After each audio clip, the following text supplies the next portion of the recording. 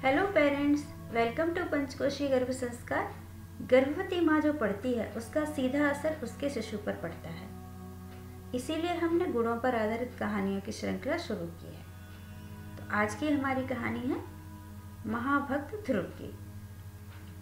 विष्णु पुराण में भक्त ध्रुव की कथा आती है, जिसने यह सिद्ध कर दिया कि कैसे एक छोटा बालक भी दृढ़ निश्चय और कठोर तपस्या के बल पर भगवान को भी धरती पर आने पर विवश कर सकता है।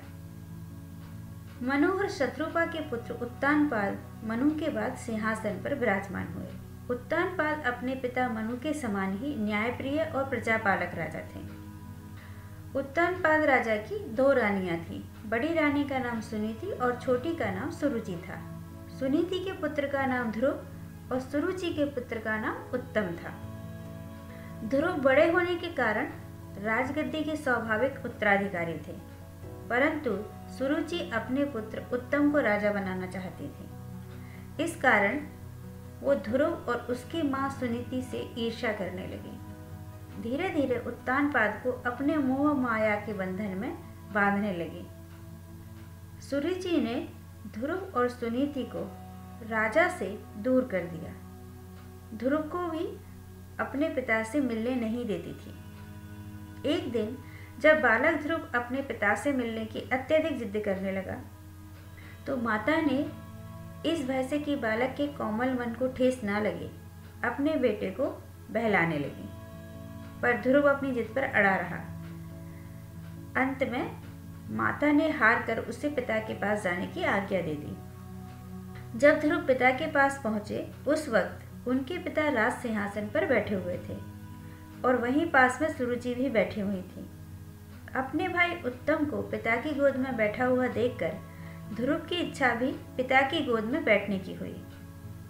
परंतु उत्तानपाद अपनी प्रिय पत्नी सुरुचि के सामने गोद में बैठने के लिए लालायत प्रेमवश आए हुए अपने पुत्र को गोद में बिठाने के लिए जैसे ही आगे बढ़े, यह देखकर सुरुचि को क्रोध आ गया और कहा, यदि तुझे पिता की गोद में बैठना होता तो तू मेरा पुत्र होता। तू मेरा पुत्र नहीं है, इसलिए तू पिता की गोद में नहीं बैठ सकता। तू अज्ञानी है, अभी छोटा है, इसलिए ऐसी चाह तेरे मन में आ गई है। चक्रवर्ती राजाओं के बैठने के लिए बनाया सिंहासन तो सिर्फ मेरे पुत्र का है। मेरा पुत्र ही इसके योग्य है। तू व्यर्थ ही इस प्रकार की इच्छा को अपने मन से निकाल दे। यह कथन सुनकर ध्रुव क्रोधित होकर पिता को छोड़कर अपनी माता के महल को वापस आ गए। अपने पुत्र को अत्यंत क्रोधित और दुखी देखकर माँ सुनीति ने ध्रुव को प्रेम पूर्वक अपनी गोदी में बिठाकर पूछा, बेटा तू इतने गुस्से में क्यों है? ध्रुव ने अपनी माता को रोते हुए सारी बात बता दी कि मुझे पिता की गोद में क्यों नहीं बैठने दिया। अपने पुत्र से सारी बातें सुनकर माँ सुनीति बोली, तू शांत हो जा, क्योंकि उस समय उनके पास ध्रुव की बातों का कोई उत्तर नहीं था। ध्रुव ने कहा, माँ तुमने मुझे बताया था भगवान बहुत अच्छे हैं और जो कोई उनकी पूजा आराधना करते हैं भगवान उनकी सहायता अवश्य करते हैं। मैं भी भगवान से मिलूंगा, वे निश्चित ही मेरी सहायता करेंगे और मुझे पिता की गोदी में बिठाएंगे।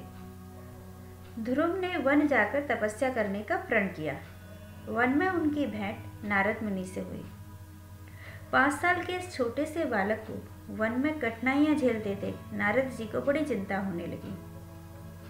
उन्होंने ध्रुव को समझाने का प्रयास किया कि वन में हिंसक जानवर उसे खा जाएंगे, परंतु ध्रुव अपने निर्णय पर अडिग रहे। उसके संकल्प से प्रसन्न होकर नारद जी ने उन्हें ओम नमो भगवते वासुदेवाय मंत्र भी दिया और कहा, पुत्र तू इस 12 मंत्र का जाप कर। वह कई महीनों सालों तक वन में तपस्या करता रहा, कठिनाइयों का सामना करता रहा, पर हर सांस के साथ वह मंत्र का जाप करता रहता था। अंततो गत्वा एक दिन भगवान विष्णु उसकी तपस्या से प्रसन्न हुए और उनके सामने प्रकट हो गए। भगवान विष्णु ने ध्रुव को उसके पिता की गोद में तो स्थान दिलाया ही, उसे यह भी वरदान दिया कि तू आकाश में सदैव तारा बनकर स्थायी रूप से चमकता रहेगा। आज हम उसी तारे को ध्रुव तारा कहते हैं। आप इसी तरह की और भी कहानियाँ जानना चाहते हैं तो आप हमारे व्हाट्सएप ग्रुप से जुड़ सकते हैं। मैंने डिस्क्रिप्शन बॉक्स में इसकी लिंक दे दी है। यदि आपको कहानी अच्छी लगी है तो प्लीज़ लाइक, शेयर और कमेंट जरूर कीजिए। यदि आप हमारे चैनल पर आज ही आए हैं तो सबसे पहले चैनल को सब्सक्राइब कर लीजिए, साथ ही बेल आइकन को हिट जरूर कर लीजिए ताकि आने वाले वीडियो की नोटिफिकेशन आपको समय पर मिल सके। Thank you for watching.